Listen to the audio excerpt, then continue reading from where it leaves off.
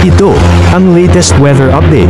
Alamin ang pinakasariwang ulat panahon ngayon dito sa Information TV Educational Channel. Iba't ibang weather systems pa rin ang nakakaapekto sa ating bansa. Ang Northeast Monsoon o amihan ang magdadala pa rin ng mga pagulan, partikular na sa ilang bahagi ng extreme northern Luzon. Ang shearline naman, ang shearline po ay nasa pagitan ng mainit na hangin mula dito sa Karagatang Pasipiko, tinatawag nating easterlies, at yung malamig na hangin na mula naman sa Northeast Monsoon o amihan. At dahil po dyan, may mga kaulapan, makikita nyo, may mga kaulapan po dito sa may bahagi, sa may silangang bahagi ng Northern Luzon, magdadala pa rin ng mga pagulan sa malaking bahagi ng Cagayan Valley at maging sa Cordillera. Samantala naman, makikita po ninyo itong kumpul ng kaulapan na nasa may silangang bahagi ng Mindanao.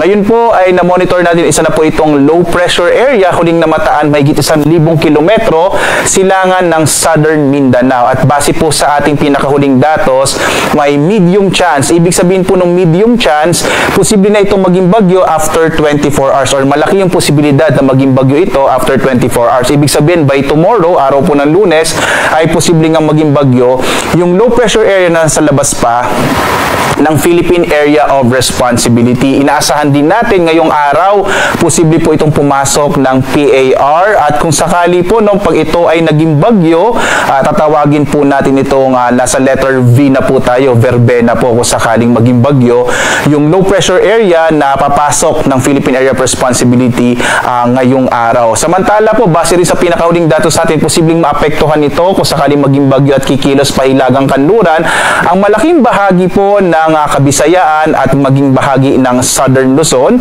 at posible pong ito'y kumilos mula Lunes, bukas hanggang Miyerkules at papunta po dito sa may bahagi ng West Philippine Sea. Mamaya po ipapakita ko sa inyo yung weather advisory na inisyo natin kaninang alas 5 ng umaga. Makikita nyo po kung anong mga lugar yung posibleng makaranas sa malalakas sa mga pag-ulan sa pagkilos nga nitong low pressure area na maaring maging bagyo.